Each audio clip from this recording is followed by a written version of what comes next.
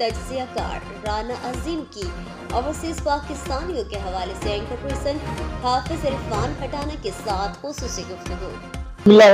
अस्सलाम वालेकुम रहमतुल्लाहि व बरकातुहू। नाज़रीन व सामीन, मैं हूँ हाफिज इरफान खटाना और आज हमारे साथ सीनियर जर्नलिस्ट एनालिस्ट किसी तारुफ के मोहताज नहीं है, राना अजीम साहब, जो कि उम्रा की अदायगी के लिए सऊदी अरबिया तशरीफ लाए।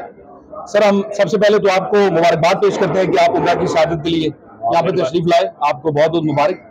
और इसके साथ ही सर, जैसा कि हमारा हमेशा से अपने साफ़ी भाइयों से ये बातचीत, ये सिलसिला गुफ्तगू का जारी रहता है कि ओवरसीज पाकिस्तानी जो है वो पाकिस्तान की मईशत का एक मजबूत तरीन पिलर है।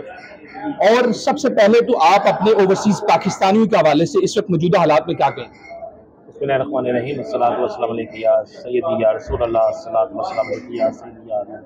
देखिए, ओवरसीज पाकिस्तानी के हवाले से मैं क्या कहूँगा, पूरी दुनिया ये जानती है कि किसी भी जगह किसी भी मुल्क का ओवरसीज जो होता है वो रीढ़ की हड्डी की हैसियत रखता है, और अगर ओवरसीज को आप कबूल ना करें तो वो मुल्क तबाह हो जाते हैं, वो मुल्क टूट जाते हैं, वो मुल्क गुर्बत की चक्की में पिस जाते हैं।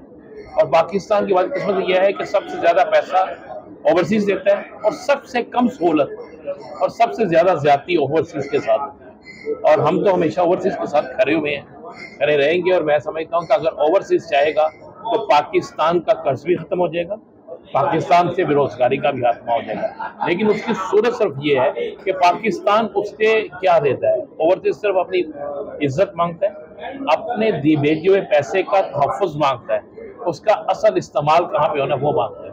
तो इसलिए ओवरसीज किसी भी मुल्क की रीढ़ की हड्डी होता है, और खासकर पाकिस्तानी ओवरसीज जो है उसकी वजह से आज पाकिस्तान चल रहा है। अच्छा सर, एक बड़ा अहम मसला है जिसपे अभी गुज़िश्ता 2 माह पहले भी गवर्नमेंट ऑफ सऊदी अरेबिया ने भी इस पर बात की, हुकूमत पाकिस्तान की नज़र में भी ये बात आई, लेकिन अभी मौजूदा हालात में इस पे जो है वो इस मसले में तेज़ी आती जा रही है, लेकिन हुकूमत पाकिस्तान उस पर ज़्यादा कोई जो अब एक्शन नहीं ले रही। वो ये है कि हमारे पाकिस्तान से ऐसे बहुत सारे लोग आ रहे हैं जो यहाँ पे आके मांगने का जो एक तरीका है उसको अपना रहे हैं। आप उस हवाले से क्या कहेंगे, और इस वक्त आप हुकूमत पाकिस्तान के इस हवाले से क्या कहना चाहेंगे? मैं वो बात जर्नलिस्ट हूँ जिसने स्कैंडल बेनकाब किया था, आज नहीं, आज से कई साल पहले किया था। और अब से चंद दिन पहले मैंने तो कहता 300 कुछ पासपोर्ट्स के नंबर दे दिए थे, ये पासपोर्ट फलां फ्लाइट से जो है वो जाएंगे।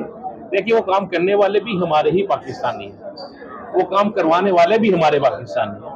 हुकूमत को चाहिए कि उन्हें रोके, लेकिन सबसे पहले कि पहचान किस तरह होगी। हम क्यों नहीं ओवरसीज यहाँ बैठ के डिसाइड करते हैं कि ऐसे शख्स को जो एजेंट यहाँ पे मौजूद है उसका नाम पाकिस्तान को भेजा जाए, उसका नाम अपने मीडिया में लाया जाए ताकि उसकी निशानदेही हो सके। सर, आखिर में जाते जाते अपने ओवरसीज साफियों के लिए क्या कहेंगे?